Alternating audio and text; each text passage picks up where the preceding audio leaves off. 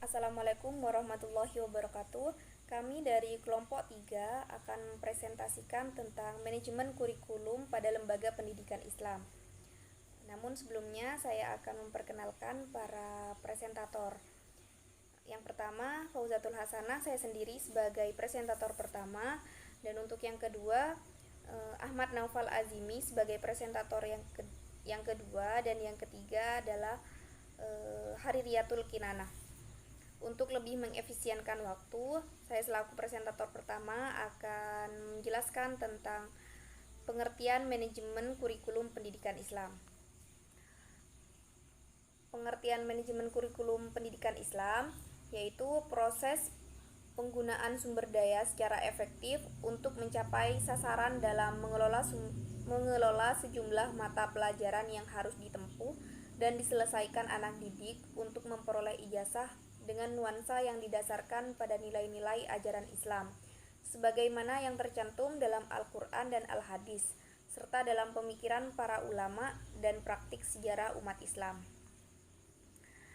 Materi yang kedua yaitu ruang lingkup manajemen kurikulum. Di sini ada 4 poin, yaitu perencanaan, pengorganisasian, pelaksanaan, dan evaluasi kurikulum. Yang pertama, perencanaan.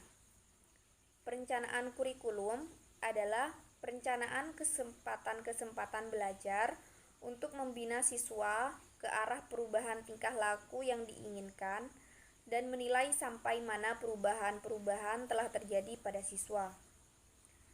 Yang kedua, pengorganisasian.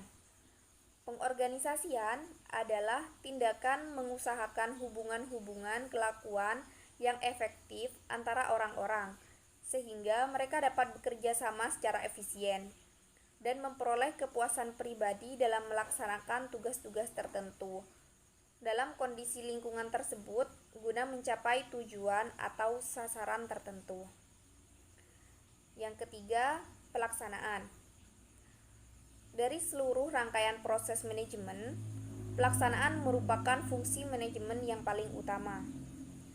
Dalam fungsi perencanaan dan pengorganisasian, lebih banyak berhubungan dengan aspek-aspek abstrak proses manajemen. Sedangkan fungsi pelaksanaannya justru lebih menekankan pada kegiatan yang berhubungan langsung dengan orang-orang yang ada dalam organisasi. Yang keempat, evaluasi kurikulum.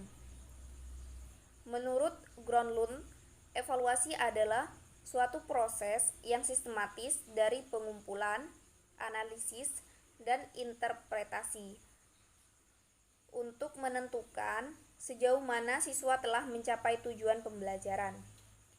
Evaluasi kurikulum mencakup 6 komponen, yaitu komponen analisis, perencanaan dan pengembangan, proses pembelajaran, revisi kurikulum, penilaian kurikulum, dan penelitian kurikulum. Sekian dari saya. Untuk lebih jelasnya lagi, saya serahkan pada presentator yang kedua. Untuk Ahmad Naufal Azimi, waktu dan tempat dipersilahkan.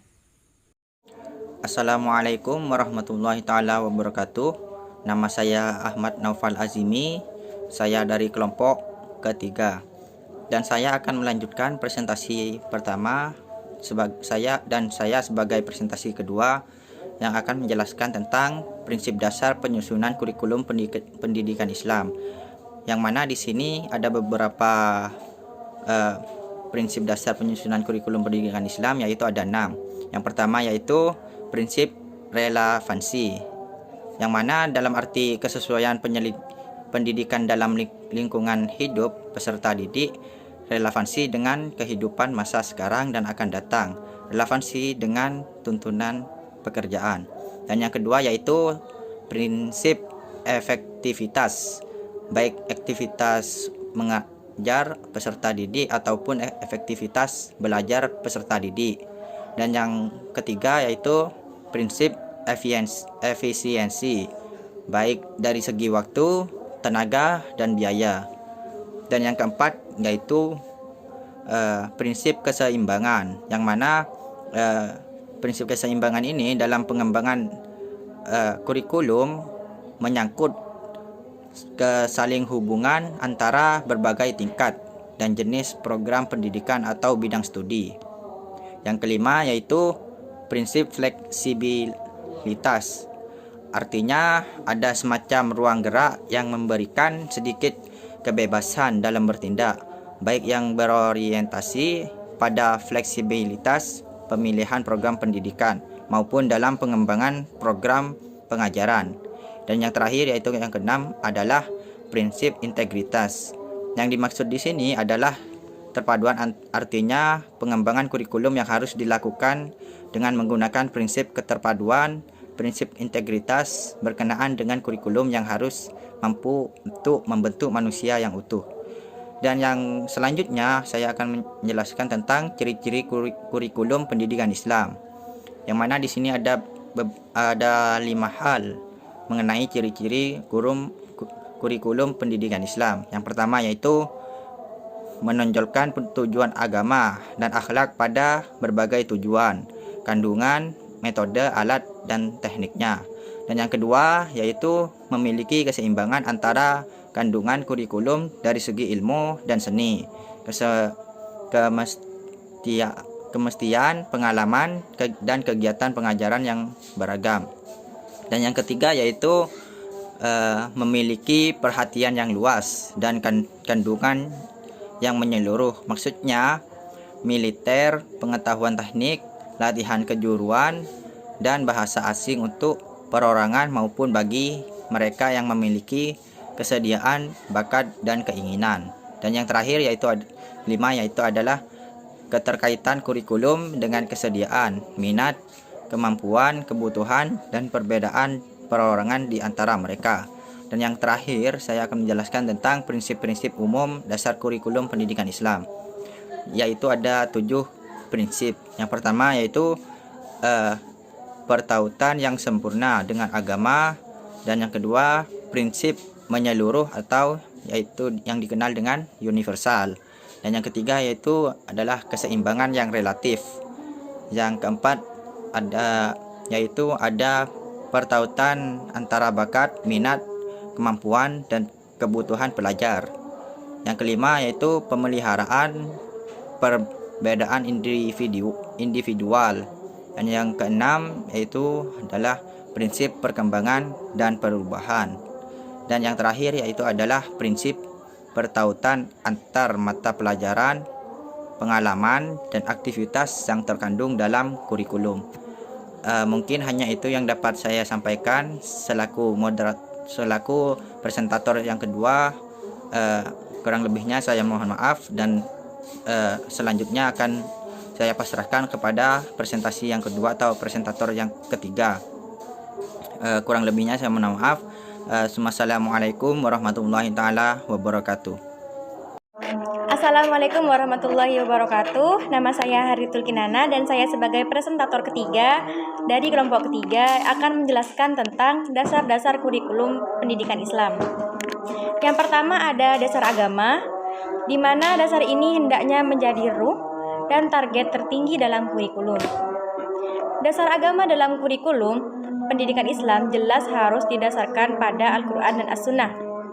Yang kedua ada dasar falsafah, di mana dasar ini memberikan pedoman bagi tujuan pendidikan Islam secara filosofis, dan sehingga tujuan, isi, dan organisasi kurikulum mengandung suatu kebenaran dan pandangan hidup dalam bentuk nilai-nilai yang diyakini sebagai suatu kebenaran, baik ditinjau dari segi ontologi, epistemologi, maupun eksiologi.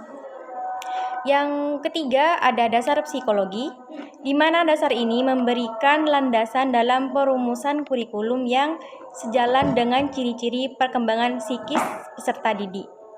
Sesuai dengan tahap kematangan dan bakatnya, memperhatikan kecakapan pemikiran dan perbedaan perorangan antara satu peserta didik dengan lainnya. Yang keempat ada dasar sosial. Dasar sosial ini memberikan gambaran bagi kurikulum pendidikan Islam yang tercermin pada dasar sosial yang mengandung ciri-ciri masyarakat Islam dan kebudayaannya, baik dari segi pengetahuan, nilai-nilai ideal, cara berpikir, dan adat, kebiasaan, seni, dan sebagainya.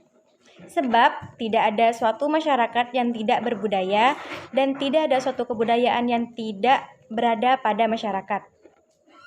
Kaitannya dengan kurikulum pendidikan Islam, sudah tentu kurikulum harus mengakar terhadap masyarakat dan perubahan serta perkembangannya. Yang poin terakhir yaitu pokok-pokok materi kurikulum pendidikan agama Islam.